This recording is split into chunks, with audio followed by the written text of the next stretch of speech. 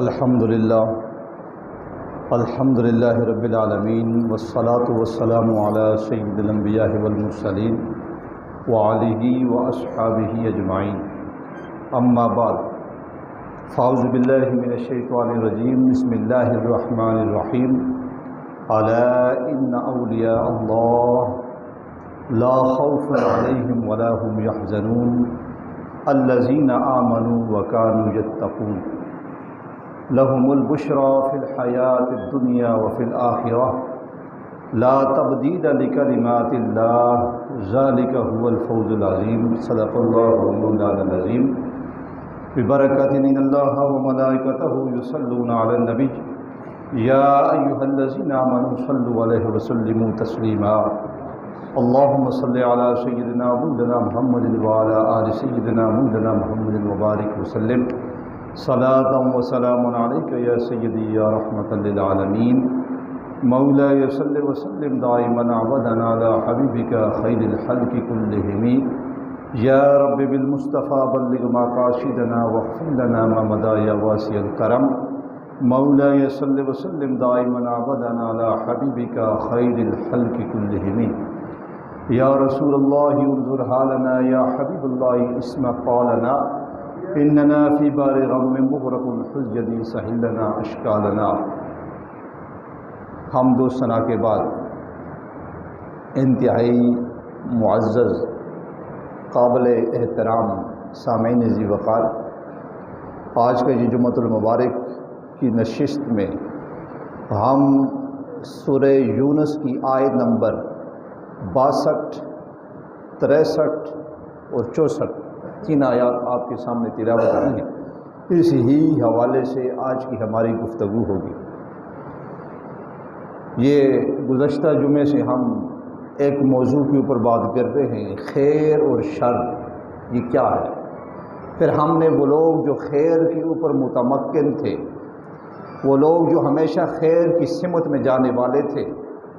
جو ہمیشہ لوگوں کو خیر کی دعوت دینے والے تھے، ان کا تذکرہ ہم نے قرآن سے پڑھا، اور قرآن نے کہا کہ وہ لوگ ہیں کہ وَكُونُوا مَعَ الصَّادِقِينَ، سچے لوگ وہ لوگ ہیں جو سچ کی دعوت بھی دینے والے ہیں، سچ کے اوپر کارآمد بھی ہیں،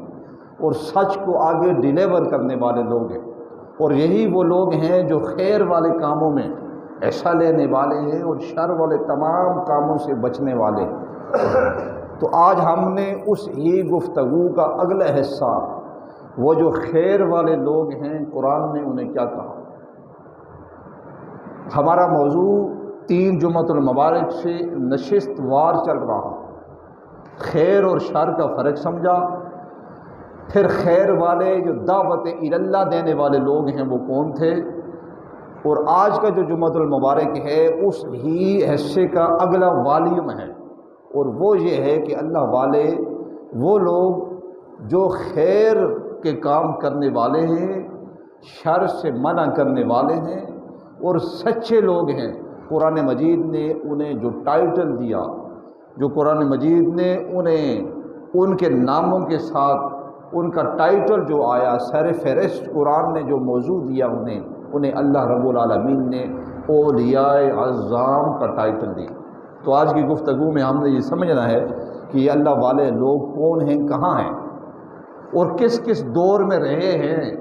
اور اللہ والوں کی پہچان کیا ہے، اور اللہ والوں کی مجلس و محفل میں بیٹھنے سے ہمیں کیا فائدہ حاصل ہوتا ہے۔ بس آج کی ہماری گفتگو یہ ہے۔ اب آئیے براہ راست قرآن مجید کی آیت کریمہ کی طرف چلتے ہیں۔ قرآن مجید نے اللہ رب العالمین نے اپنے نیک بندوں کا تذکرہ چھیڑا ہے، کہیں انہیں اولیاء اللہ کہا، اور ہم نے یہ جاننا ہے اور سمجھنا ہے کہ ولی کا بیسک معنی کیا ہے۔ ولی کا معنی لغت کے اندر ایک معنی ملتا ہے مددگار۔ ولی کا ایک معنی مددگار ہے، مدد کرنے والا۔ ولی کا ایک معنی ملتا ہے دوست۔ ولی کا ایک معنی ملتا ہے یعنی کہ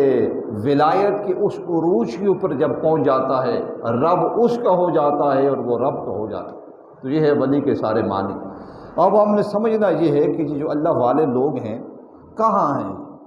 یہ اللہ والے لوگ ہیں، ان کا تذکرہ قرآن نے جو کیا ہے وہ کس موضوع کے ساتھ کیا ہے اور ان کی نسبتیں کیا ہیں۔ عام فہم میں یوں سمجھ لے کہ اللہ والے وہ لوگ ہوتے ہیں جو دنیا سے بے پرواہ ہوتے ہیں، دنیا کے ساتھ ان کا تعلق نہیں ہوتا،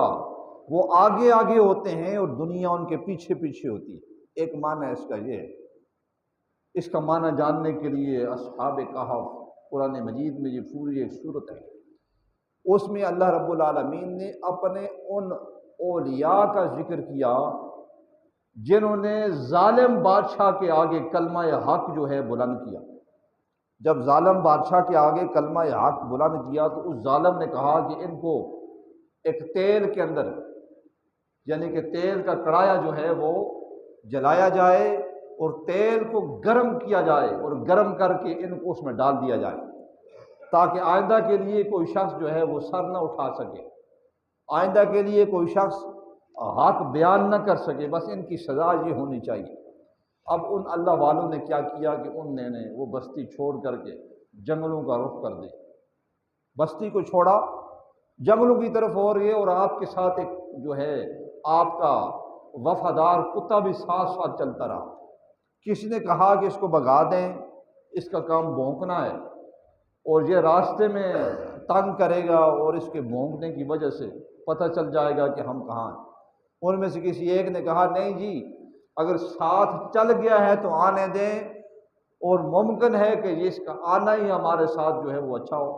لہٰذا وہ چل پڑے، بستی سے نکل کے جنگلوں کی طرف جا گئے۔ اب قرآن مجید نے نقشہ کھینچتے ہوئے کہا کہ ایک غار سا بنا ہوا تھا، اس غار کے اندر انہوں نے پناہ لی کہ آج رات جہاں گزارتے ہیں کل ہم اگلا پڑاؤ اگلی جگہ پہ ڈال دیں گے۔ اب ہوا کیا کہ وہاں پہ 309 سال تک، یعنی کہ وہ وہاں پہ صرف رات گزارنے کے سلسلے میں ٹھہرے تھے، یعنی کہ عصر اور مغرب کا درمیانی وقت تھا، اندھیرا آ رہا تھا، دن جا رہا تھا، رات آ رہی تھی۔ اس موضوع پر انہوں نے غار کا انتخاب کیا اور وہاں پہ وہ آرام کے لیے، رات گزارنے کے لیے، چند ایک گھڑیاں گزارنے کے لیے وہاں ریسٹ کے لیے یعنی چل پڑے، اور ساتھ ہی آپ کا کتا وہ باہر دہلیز پہ رہا، اور یہ اندر اصحاب کہف کے 7 لوگ جو ہیں وہ آرام کرنے لگے۔ اب 309 سال گزر جاتے ہیں، 1 سال نہیں، 2 سال نہیں، یعنی کہ 3 صدیاں اور 9 سال، 309 سال کا عرصہ گزرا۔ 309 سال عرصہ گزارنے کے بعد ان میں سے ایک شخص اٹھا، بڑی قابل غور بات۔ اب یہاں پہ بہت سارے سوال ذہنوں میں آتے ہیں کہ یہاں پر زمین کے اوپر رہنے سے سورج کی گرمی بھی لگتی ہوگی، موسم کی ٹھنڈک بھی لگتی ہوگی، ہوائیں بھی آ رہی ہیں۔ 309 سال تک ان کا جسم زمین کے اوپر سلامت رہا، ان کے جسم کو کوئی ضرر نہ ہوا، بلکہ آپ کے ساتھ جو شامل حال کتا تھا اس کو بھی کچھ نہ ہوا۔ بہت سارے سوال آتے ہیں۔ اگر یہ واقعہ عام فہم میں کسی کتاب کا ہوتا تو بہت سارے لوگ کہتے یہ تو جھوٹ ہے، بہت سارے لوگ یہ کہہ دیتے یہ جھوٹ ہے، کیونکہ یہ واقعہ قرآنی ہے اور سورہ الکہف کے اندر موجود ہے، یہاں پر ہر شخص کو سر خم تسلیم کرنا پڑے گا۔ تو وہ اللہ کے ولی 309 سال بعد جب وہاں غار سے اٹھے تو ان میں سے ایک شخص نے ایک ساتھی کو بازار میں بھیجا کہ ان کے لیے کھانا لے آئیں، تاکہ یہ کھانا کھائیں، سیراب ہوں، اگلی منزل کی طرف چل پڑیں۔ جب وہ کھانا لینے بازار گیا تو اس نے دیکھا کہ ماحول ہی بدلا ہوا۔ 309 سال بعد جب آنکھ کھلتی ہے، باہر کا ماحول دیکھتے ہیں تو بڑے حیران ہوئے، ششدر ہو گئے کہ یہ کیا بنا ہے۔ اس زمانے کا سکہ، یعنی کہ 3 صدیاں 9 سال پرانا سکہ جب لے کر کے وہ بازار میں گئے کھانا لینے کے لیے تو وہ بڑے حیران ہوئے۔ انہوں نے کہا یہ تو 3 صدیاں 9 سال پرانا سکہ ہے، آپ اب کہاں سے آئے؟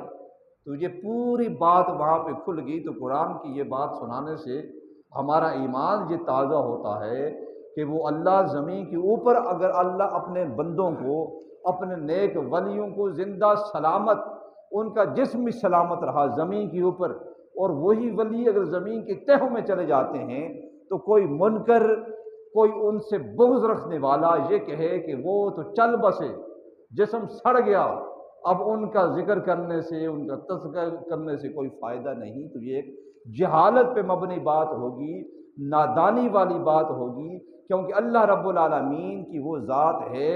جس نے مثال اور تمثیل کے ذریعے فرما دیا اور سمجھا دیا۔ یہ وہ ولی ہیں جنہیں میں زمین کے اوپر ٹھہرا کر 309 سال تک ان کا جسم بھی محفوظ رہا، ان کے چہرے محفوظ رہے، اور ان کے چہروں کے اوپر جو کپڑے تھے وہ بھی محفوظ رہے۔ اور یہ سمجھانا مقصود تھا کہ الا ان اولیاء اللہ، لوگوں خبردار، بے شک یہ جو میرے ولی ہیں یہ عام نہیں ہیں، یہ غیر اللہ نہیں ہیں، میں نے انہیں اولیاء اللہ کہا، یہ اللہ کے دوست ہیں۔ تو یہ واقعہ سنانے کا مقصد یہ تھا کہ اللہ فرماتا ہے کہ من آذن لی ولیا فقد آذنتہ بالحرب، جس نے میرے کسی ولی سے دشمنی کی، جس نے میرے کسی ولی سے دشمنی پال لی، من آذن لی ولیا فقد آذنتہ بالحرب، وہ یہ سمجھ لے کہ میں اس سے اعلان جنگ کرتا ہوں۔ یعنی کہ اللہ رب العالمین فرماتے ہیں کہ کوئی بھی شخص میرے ولی کے مقابلے میں آتا ہے،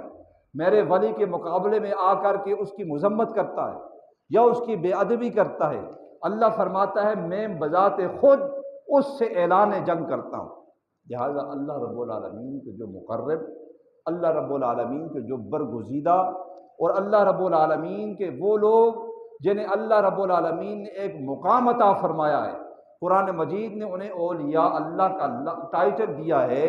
ہمیں یہ چاہیے کہ ان کی بے ادبیوں سے ہم بچ جائیں، کیونکہ یہ وہ لوگ ہیں جنہوں نے خیر کا تعین کیا، اور جو ان کے در پہ آتے رہے، جو ان کے صاحبان کے نیچے آتے رہے، جو ان کی مجلس و محفل میں بیٹھتے رہے، ان کے دلوں کو بھی وہ رنگتے گئے، ان کے دلوں کے اوپر بھی وہ رنگ آتا رہا، اور ان کی محفل و مجلس میں بیٹھنے سے ان کے جو دل ہیں، وہ جو دلوں کے اوپر زنگ تھا وہ زنگ ختم ہوتے ہوئے ان کے دلوں کے اندر اللہ رب العالمین کا جو ہے وہ نور جو ہے وہ سمٹ آیا، اور وہ جگمگا اٹھے، اور ان کے چہرے بھی جگمگا اٹھے، اور ان کے دل بھی جگمگا اٹھے۔ لہٰذا آئیے قرآن مجید کی جو میں نے آیت تلاوت کی ہے براہ راست اس کا ترجمہ پہلے سمجھ لیتے ہیں۔ اللہ رب العالمین نے فرمایا الا ان اولیاء اللہ۔ اب یہاں پہ بڑی قابل غور ہے اور گرامر کی بات سمجھنے اور سمجھانے والی ہے، اور بڑی آسان فہم میں آپ کو سمجھانے کی کوشش کروں گا تاکہ آپ کے دل اور دماغ میں یہ بات سمجھ آ جائے کہ اللہ رب العالمین نے اپنے نیک بندوں کا تذکرہ کرتے ہوئے یہاں پر اعلیٰ اور انا یہ جو دو لفظ لگائے ہیں، یہ کیوں لگائے؟ ان کو کہتے ہیں حروف تنبیہ۔ کیا کہتے ہیں بولیے؟ حروف تنبیہ۔ تنبیہ کیا ہوتا ہے؟ یہ کسی کو متنبع کرنا ہوتا ہے، کسی کو بتانا ہوتا ہے، کسی کو دوسرے لفظوں میں خبردار کرنا ہوتا ہے۔ یہ حروف تنبیہ کا معنی یہ ہوتا ہے کہ سامعین کو متنبع کرنا ہے، سامعین کو خبردار کرنا ہے، دوسرے لفظوں میں ان کو جگانا ہے، بتانا ہے۔ اور اس کی مثال اور آسان کر دوں تو اب آپ سارے احباب سفر کرتے ہیں، کہیں نہ کہیں ہر روز مرہ کا سفر ہوتا ہے، کہیں اسلام آباد کے اندر بھی ہوتا ہے، کہیں اسلام آباد کے باہر بھی ہوتا ہے۔ تو آپ دیکھتے ہیں کہ سائن بورڈ لگے ہوتے ہیں روڈوں کے اوپر، اور کسی سائن بورڈ کے اوپر آپ دیکھ رہے ہوتے ہیں کہ واضح لفظوں میں لکھا ہوتا ہے خبردار۔ وہ جو خبردار لکھا ہوتا ہے وہ اس لیے لکھا ہوتا ہے کہ ممکن ہے کہ روڈ پہ احتیاط سے چلے، یہ نہ ہو کہ آگے کوئی کام لگا ہو، روڈ پہ احتیاط کے ساتھ سفر کریں، ممکن ہے آگے کام ہو رہا ہے، یہ بھی ممکن ہے کہ یہ جو روڈ جس پہ سفر کر رہے ہیں اس پہ نشیب و فراز ہے، کسی بھی لمحے آپ کے ساتھ کچھ بھی ہو سکتا ہے، لہذا انتہائی محتاط انداز کے ساتھ، لہذا انتہائی اپنے آپ کو سنبھل کر اس روڈ کے اوپر سفر کریں۔ وہ جو خبردار کا بورڈ لگایا جاتا ہے وہ ہمیں خبردار کیا جاتا ہے کہ یہ جو ابھی تمہارا جو سفر آ رہا ہے، آگے 10 کلومیٹر پہ سفر کرو گے یا 4 پہ یا 5 پہ، جتنے سفر کا دورانیہ اور ڈیوریشن آ رہی ہے اس پہ تم نے تھوڑا سا سنبھل کے جانا ہے، کیونکہ آگے تمہیں خطرات لاحق ہو سکتے ہیں، آگے کوئی نہ کوئی خطرہ محسوس کر سکتے ہو، ممکن ہے جنگل ہو، آگے کوئی جانور کھڑا ہو، ممکن ہے آگے ویرانہ ہو، کوئی گڑھا تمہارے لیے کھود کے رکھا ہوا ہو، لہٰذا انتہائی محتاط انداز میں سفر کرنا ہے۔ لہٰذا وہ شخص جب اس بورڈ کو پڑھتا ہے تو وہ خبردار ہو جاتا ہے، کیونکہ سائن بورڈ کے اوپر تنبیہ کے طور پہ خبردار لکھا ہوا آویزاں ہے، لہٰذا وہ سمجھ جاتا ہے۔ تو اللہ رب العالمین نے اپنے نیک بندوں کا تذکرہ کرتے ہوئے ان کا تذکرہ کرنے سے پہلے خبردار کیا لفظ تنبیہ کے ساتھ، اور وہ یہ دو لفظ ہیں اعلیٰ اور انا۔ یہ میں نے پہلے مثال دی تاکہ آپ کے ذہن میں یہ آ جائے حروف تنبیہ کیا ہے، اور وہ مثال میں نے عام فہم میں جو آپ کو سمجھ آئے، جو روڈوں پہ سفر کرنے والے ہیں تاکہ آسانی کے ساتھ مثال سمجھیں، اور جو میں اگلی بات کرنے لگا ہوں تاکہ دل اور دماغ میں اتر جائے۔ یہ میری گفتگو بطور سبق آپ یاد کر لیں۔ میں یہ چاہتا ہوں کہ اگر آپ میری گفتگو میں سے کوئی ایک شخص بھی سیراب ہو گیا، کسی ایک شخص کو بھی سمجھ میری بات آ گئی، تو میرا جو ہے مقصد جو ہے حل ہو جائے گا۔ جو میں محنت کر کے آپ کے سامنے یہ پورا مضمون لے کے آیا ہوں یہ پورا ہو جائے گا۔ تو لہٰذا فرمایا الا ان اولیاء اللہ، اللہ والوں کا تذکرہ کرنے سے قبل رب ذوالجلال نے لفظ تنبیہ لگایا، خبردار بے شک۔ خبردار اور بے شک اس لیے کرایا کہ لوگوں، یہ جو اللہ کے ولی ہیں یہ غیر اللہ نہیں ہیں۔ تم صبح شام مجلس و محفل میں، تمہارے نجی محفل ہوں یا تمہاری کس طرح کی بھی محفلیں ہوں، تم ان میں یہ ڈسکس کرتے ہو یہ غیر اللہ ہے۔ یہ تمہارے غیر اللہ کا جھگڑا ختم کرتے ہوئے میں یہ اعلان کرتا ہوں، اللہ فرماتا ہے میں یہ تمہیں سمجھاتا ہوں، اور میں یہ چاہتا ہوں کہ یہ بات تمہیں سمجھ آ جائے، اور وہ بات میں تمہیں قرآنی آئینے میں سمجھاتا ہوں۔ الا ان اولیاء اللہ، یہ جو اللہ کے ولی ہیں، یہ جو اللہ کے مقرب ہیں، یہ غیر اللہ نہیں ہیں، یہ اللہ کے ولی ہیں۔ یہ غیر اللہ نہیں ہیں، یہ اللہ کے مقرب ہیں، اللہ کے دوست ہیں، اللہ کے ولی ہیں،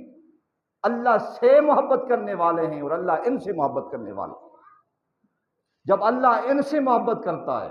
اور وہ اللہ سے محبت کرتے ہیں، ہوتا کیا ہے؟ لا خوف علیہم، انہیں تو کسی قسم کا خوف ہی نہیں، انہیں زمانے کا خوف نہیں۔ ہزار خوف میرے دل میں ہوں گے، ہزار غم میرے دل میں ہوں گے، آپ کے دل میں ہوں گے،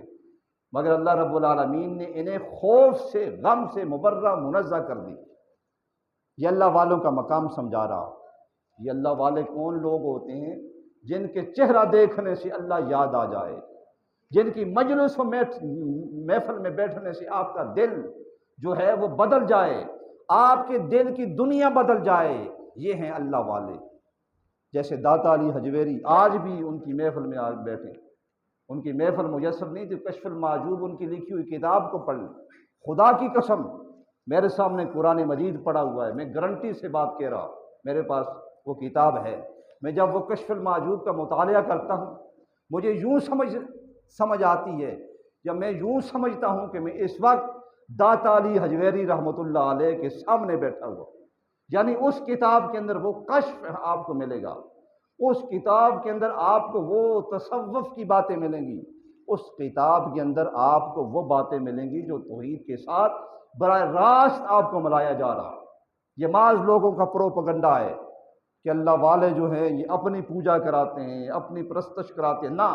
انہوں نے ہمیشہ کے لیے توحید کا درس شروع کیا، ہمیشہ کے لیے ان کی مجلس میں، ان کی محفل میں درس توحید کا پورا درس ہوتا تھا۔ داتا علی حجویری کو دیکھیں، پیر مہر علی شاہ رحمۃ اللہ علیہ کی تصانیف کو پڑھیں آپ، یہ وہ اللہ کے ولی تھے جنہوں نے قلم چلایا ہے، یہ وہ ولی تھے خود بھی قلم ہاتھ سے بھی چلاتے تھے، کہیں ایسا موقع بن جائے تو قلم کو حکم دیتے تھے، قلم چل پڑتا تھا۔ یہ ایسی باتیں نہیں ہیں، بڑی گارنٹی سے میں بات کر رہا ہوں۔ لہٰذا ان کی مجلس میں، ان کی محفل میں بیٹھنے والا ہر وہ شخص جو بھی آ جاتا جگمگ جگمگ کرنے لگ جاتا۔ کیوں؟ اللہ فرماتا ہے لا خوف، ان کو زمانے کا کوئی خوف نہیں۔ اللہ فرماتا ہے لوگوں ولا هم يحزنون، نہ ہی زمانے کا انہیں ڈر ہے نہ خوف ہے۔ دو چیزیں میں نے بتائیں، ڈر اور خوف، یہ دونوں ہر ایک شخص کو شامل حال ہے۔ ڈر کس بات کا ہے؟ دکان بند کر کے آیا ہوں، لاکھوں کا مال پڑا ہوا ہے، ہر وقت ڈرتا رہتا ہے اس اندیشے کے ساتھ کہیں چور آ کر لے نہ جائیں، جیسے حالات بنے ہوئے۔ خوف اس بات کا رہتا ہے کہ کہیں میری دکان یعنی کہ نظر آتش نہ ہو جائے، کہیں شعلہ نہ بھڑک اٹھے اور میرے سارے کا سارا سامان جل کر راکھ نہ بن جائے۔ یہ ڈر اور خوف مجھے اور آپ ہر ایک شخص کو ہر وقت رہتا ہے، مگر اللہ فرماتا ہے جو میرے ہو جاتے ہیں، جو میرے در پہ آ کر سر جھکا لیتے ہیں، جو ہر وقت اپنی آنکھوں کے سامنے اللہ اور اس کے رسول کے احکامات کو رکھتے ہیں، پھر کوئی زمانے کا ڈر ہو، کوئی زمانے کا خوف انہیں نہیں ہوتا، بلکہ تپتی ریت پر بھی جب انہیں لٹایا جاتا ہے، جب تپتی لیٹ پر ان کے لٹا کر گھسیٹا جاتا ہے، جب ان کی زبانوں پر انگارے رکھے جاتے ہیں اور کہا جاتا ہے کہ لا الہ الا اللہ کو چھوڑ دو، ہم جو کہتے ہیں اس کے اوپر آؤ، وہ آگے سے کہتے ہیں کہ یہ تو ایک جسم ہے، ہزار ایسے جسم ہوں، ہزار ایسی جانیں ہوں، اور تم اپنا پورے کا پورا زور لگاؤ، ریت پہ گھسیٹو یا ہماری زبانوں پہ انگارے رکھو۔ ان الذین قالوا ربنا اللہ ثم استقاموا، ہم اس مقام پر بھی، اس موقع پر بھی ربنا اللہ کہیں گے، ہم اس موقع پر بھی ربنا اللہ کا جو ہے وہ ذکر جو ہے وہ کرتے رہیں گے اور ربنا اللہ کی صدائیں لگاتے رہیں گے، تمہارا کسی قسم کا ظلم ہمیں اس سے روک نہیں سکتی۔ اور یہی وہ پاور تھی کہ جو جناب سیدنا حضرت امام حسین میں آئی، اور یہی وہ پاور ہے جو سیدنا حضرت امام حسین رضی اللہ تعالی عنہ نے آگے منتقل کی، جو ممبر رسول کے وارث ہو۔ اور یہی فرمایا اللہ کے نبی نے العلماء من ورثۃ الانبیاء، یہ جو علماء ہیں، یہ جو دین کی دعوت تمہیں دیتے ہیں، یہ جو دین کا سبق تمہیں پڑھاتے ہیں، جو تمہیں قرآن کی آیات ایک سے ایک پڑھ کر کے تشریحات کے ساتھ سمجھاتے ہیں، یہ اللہ کے نبی اور انبیاء کے وارثان ہیں۔ لہٰذا اللہ رب العالمین نے فرمایا ہر وہ شخص جو میرے در پہ آ جاتا ہے اور میرے در پہ آ جانے کے بعد اسے لو لگ جاتی ہے اور اس جو ہے اس روشنی کو آگے لوگوں میں منقسم کرتا ہے، اور اللہ رب العالمین نے اعلان فرما دیا واللہ یؤتی، میں ہی دینے والا ہوں۔ ہر وہ شخص جس کو جو جہاں کچھ ملا ہے، اللہ فرماتا ہے واللہ یؤتی، خدا کی قسم عطائیں ساری میری ہیں، مگر میری عطاؤں کو آگے منقسم کرنے والے، میری عطاؤں کو آگے تقسیم کرنے والے، وَأَنَا قَاسِمٌ، ہم نے مصطفیٰ کو بنایا۔ واللہ یؤتی وَأَنَا قَاسِمٌ کا معنی یہ ہے، اللہ کے محبوب فرماتے ہیں خدا کی قسم رب مجھے دینے والا ہے اور میں اللہ کی عطاؤں کو آگے تقسیم کرنے والا۔ لہٰذا احباب ذی وقار، قرآن مجید میں اللہ رب العالمین نے ان لوگوں کا تذکرہ فرمایا جنہوں نے خیر اور شر کی دعوت دی، اور جنہوں نے بتایا کہ یہ شر والے کام کا تم کرو گے تو تمہاری ناکامی ہوگی، اور خیر والی کام تم کرتے رہو گے تو کنتم خیر امتن کی لسٹ میں آ جاؤ۔ اور کنتم خیر امتن کی لسٹ میں آنے کے بعد اللہ رب العالمین نے فرمایا یا ایھا الذین آمنوا اتقوا اللہ وکونوا مع الصادقین، یہ خیر والے لوگ جو خیر امتن والے لوگوں میں شامل ہونا چاہتے ہو تو تم نے کرنا کیا ہے، یا ایھا الذین آمنوا اتقوا اللہ، اللہ سے ڈرنا ہے۔ اللہ کا ڈر، اللہ کا خوف تمہارے دلوں میں جب آ جائے گا، اتقوا اللہ پہ جب تم متمکن ہو جاؤ گے، اللہ فرماتا ہے وَكُونُوا مَعَ الصَّادِقِينَ، جب اتقوا اللہ پر متمکن ہونے کے بعد اگلی تمہاری منزل یہ ہوگی وَكُونُوا مَعَ الصَّادِقِينَ، سچوں کے ساتھ اپنی وابستگی رکھیں۔ آپ میں سے کوئی شخص اگر خوشبو والی دکان کے اوپر 10 منٹ کے لیے بیٹھتا ہے، مثال سمجھانے کے لیے اگر صادقین سمجھا رہا، ایسی دکان کے اوپر آپ چلے جاتے ہیں جہاں پر خوشبو ہیں، جہاں پر بیٹھنے سے آپ کا دل معطر ہو جاتا ہے، تو وہاں 10 منٹ آپ بیٹھتے ہیں، 20 منٹ بیٹھتے ہیں، آدھا گھنٹہ بیٹھتے ہیں، وہاں بیٹھنے کے بعد خوشبو نہیں لگاتے، آپ صرف وہاں بیٹھ کر آ جاتے ہیں۔ راستے میں اگر آپ کو کوئی شخص ملتا ہے، سوال پوچھتا ہے کہاں سے آ رہے ہو، اور بہت اچھی اعلیٰ قسم کی آپ خوشبو لگائی ہوئی ہے، آپ کہیں گے بھائی میں نے خوشبو لگائی نہیں، ہاں فلاں جگہ پہ بیٹھا ہوا ہوں اور وہ خوشبو والی دکان، وہاں بیٹھنے سے آپ کا اتنا اثر ہوا کہ ادھر کی خوشبو آپ کے ساتھ لگ گئی، اور وہ آپ اس میں ہو گئے، اور کہنے والا اور سمجھنے والا یہ سمجھتا رہا، دیکھنے والا یہ سمجھتا رہا کہ شاید اس نے بڑی اچھی خوشبو لگائی۔ لہذا فرمایا، قرآن کہتے ہیں وَكُونُوا مَعَ الصَّادِقِينَ، جب تم اللہ والوں کی صحبت اختیار کرو گے، وہ لوگ جن کو دل میرے دربار میں جھکے ہوئے ہیں، ہر لمحہ ہر لہجہ جن کی جبینوں پر اللہ کا ذکر ہوتا ہے، جن کی زبانوں پر اللہ کا ذکر ہوتا ہے، ان کی مجلس و محفل میں تمہیں بیٹھنے کا رزلٹ یہ ملے گا کہ وَكُونُوا مَعَ الصَّادِقِينَ، جب سچے لوگوں کے ساتھ ہو جاؤ گے وہ رنگ تمہارے اوپر چڑھ جائے گا۔ اس لیے فرمایا جو بد لوگ ہیں ان کی مجلس و محفل سے بچو، اور وہ لوگ جو نیک ہیں ان کی مجلس و محفل میں بیٹھا کرو، کہیں نہ کہیں تمہیں وہاں سے کچھ ملے گا۔ اس لیے میں دعوت فکر دیتا ہوں ہر اس شخص کو جو ماں اپنا وقت کبھی ادھر ضائع کرتے ہیں کبھی ادھر ضائع کرتے ہیں۔ سب سے پہلے سب سے عظیم تمہارے گھر میں شخصیات تمہارے والدین ہیں، وقت گزار کے بیٹھے ہوئے ہیں دنیا کے اندر، انہوں نے وقت گزارا ہے، اچھا اور برا کیا ہے، اچھے اور برے کی تمیز کیا ہے۔ تھوڑی دیر کے لیے وقت نکال کر 20-25 منٹ آدھا گھنٹہ ضرور بے ضرور ان کے قدموں میں بیٹھا کرو، شاید وہاں سے تمہیں اس طرح کی چیزیں میسر آئیں، وہ تمہیں بتائیں کہ بیٹا، وہ تمہیں بتائیں کہ بچہ اس طریقے سے اپنا وقت گزارو تاکہ تمہاری کامیابی مضمر ہو۔ ہم نے کیا کیا؟ جو سفید ریش ہیں، جن کی سفید داڑیاں ہو چکی ہیں، ہم انہیں کہتے ہیں کہ تم اولڈ مائنڈ والے ہو، ہمارا فریش مائنڈ ہے۔ اور آج نیا لفظ استعمال ہوتا ہے نا، اولڈ مائنڈ، کہ آپ پرانے ذہن رکھنے والے ہیں۔ اگر کوئی کہ نیچے بیٹھ کے کھانا کھایا کرو اور پانی پیتے ہوئے 3 سانس میں پانی پیا کرو، یہ بزرگ حضرات یہ کہتے رہتے ہیں، کہنا بھی چاہیے۔ اور وہ آگے سے کیا کہتا ہے؟ آج کا نوجوان یونیورسٹی سے فاضل، وہ یونیورسٹی سے پڑھا ہوا PhD، وہ آگے سے کہتا ہے جی آپ اولڈ مائنڈ رکھتے ہیں، یعنی پرانا ذہن رکھنے والے ہیں۔ لہٰذا 1400 سال پہلے جو نبی معظم رحمت دو عالم صلی اللہ علیہ وسلم نے باتیں بتائی ہیں، خدا کی قسم حقیقت وہی ہے، خدا کی قسم اوریجنل چیز وہی ہے۔ آج ساری چیزیں آرٹیفیشل آ چکی ہیں، وہ آرٹیفیشل چیزوں سے بچنے کے لیے آپ نے وہی چیزیں اختیار کرنی ہیں جو پرانی ہوں گی۔ لہٰذا پھر دعوت فکر دے رہا ہوں، لہٰذا نئے نئے عقیدے بھی آپ کو مل رہے ہیں۔ یہ انٹرنیٹ، یہ وبا جو آ چکی ہے، مختلف آپ کو یہاں پہ کوئی لوگ کہیں گے سنتوں کی بھی ضرورت نہیں، کوئی کہیں گے جو نماز میں نیت کرتے ہو نہ امام کے پیچھے یا اپنی علادہ نیت کرتے ہو، اس کی بھی کوئی ضرورت نہیں، گھر سے آگے ہو نماز پڑھنے کے لیے، بس یہ نماز ہی نماز۔ لہٰذا اس طرح کی جہالتیں پھیلتی ہیں اور پھیلیں گی۔ ممکن ہے کہ قربانی کے دن آ جائیں، ممکن ہے رمضان المبارک کی راتیں آ جائیں، اس سے رائے فرار اختیار کرنے کے لیے کوئی کہے 20 تراویح کی ضرورت نہیں،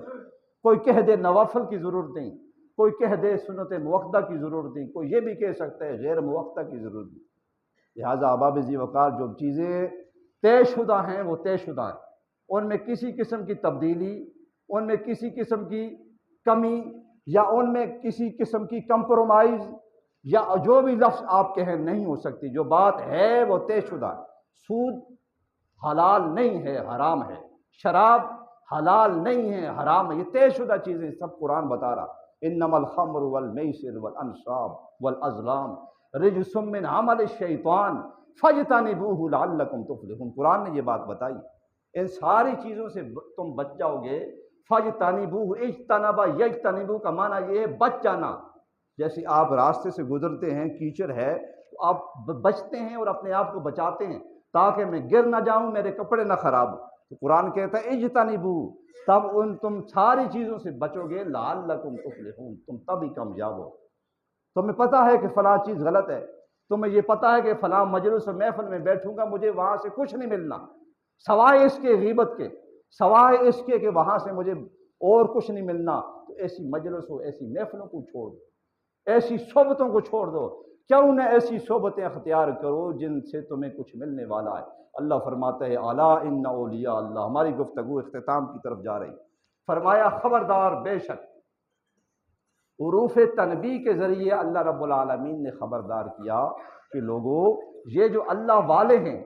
جو اللہ والے ہیں، جنہوں نے اللہ کو منایا ہے، جنہوں نے اللہ کو بھی مانا ہے، جنہوں نے اللہ کی بھی مانی ہے۔ بات سمجھ آ رہی؟ بڑی میں آسان انداز میں بات سمجھانے کی کوشش کر رہا ہوں۔ جنہوں نے اللہ کو مانا وہ وحدہ لا شریک ہے، جنہوں نے اللہ کی مانی، اللہ کے بتائے ہوئے سارے قوانین کے اوپر عمل کیا،